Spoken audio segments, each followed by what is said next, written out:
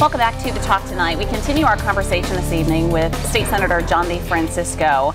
We're going to talk a bit about the future of Interstate 81, particularly the section that runs through downtown Syracuse. There have been several ideas put on the table as to what to do with this aging portion of 81. So, Senator DeFrancisco, I know that you've organized an event for tomorrow with business owners and folks in the community to come and talk about 81, and there's one particular idea that you detest. What is that? Well, I don't detest anything. I look at things to try to balance what's good and what's bad, what's better. And basically, in my judgment, by taking down 81, which is one of the main decision points, there's two choices. One, take it down and put a boulevard, or take it down and put another bridge up. And I think putting another bridge up with, or aqueduct, whatever you want to call it, is the better proposal, because it would be a disaster if you couldn't get north-south traffic through downtown in a very efficient way. And that's what it's about tomorrow. We've heard about this for years. I don't know how many years, but I don't think people realize that's an option that's truly being considered, at taking that elevated portion of the highway down. Can you do it? And can you do it though and make it aesthetically pleasing?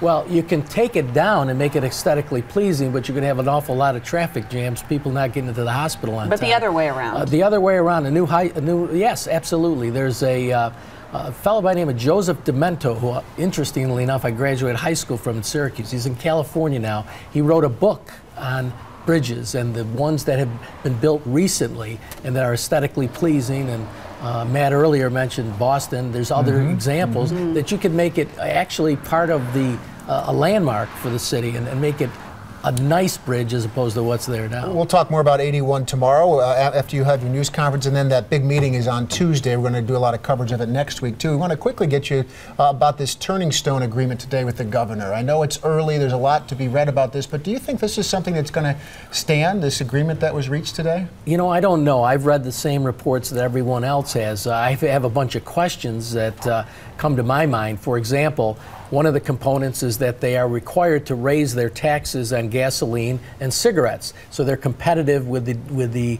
private dealers off the Indian Nation. Now, that's a wonderful thing for the private businesses, so they got a better way to compete. But there's an awful lot of additional tax money that's going to be driven, and I'd like to find out how much additional tax money and how much of that goes towards that actually $50 million a year.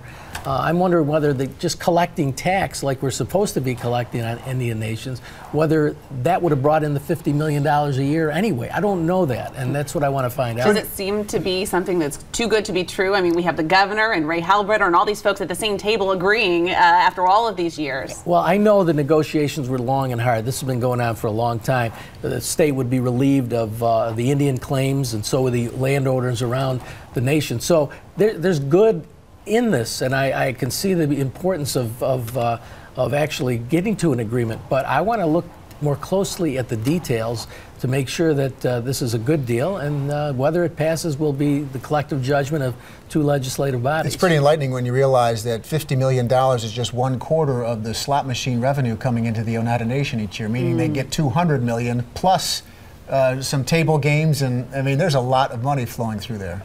Really? Unaccounted for by New York State. Of course, but you can tax products sure, at the Indian gas, Nation cigarettes, etc. that are bought by non-Indians, right. and God knows what that number would be. So are we really just getting what we should have been getting by collecting the taxes and giving them exclusive right? So a lot of questions, and hopefully we'll get some answers before we have to vote. In the next few weeks. Thank you, Senator, for joining us tonight. As always, you can join us in the talk tonight, too. Post your comments in our CNY Central website, Facebook page, and the hashtag TheTalkCNY on Twitter.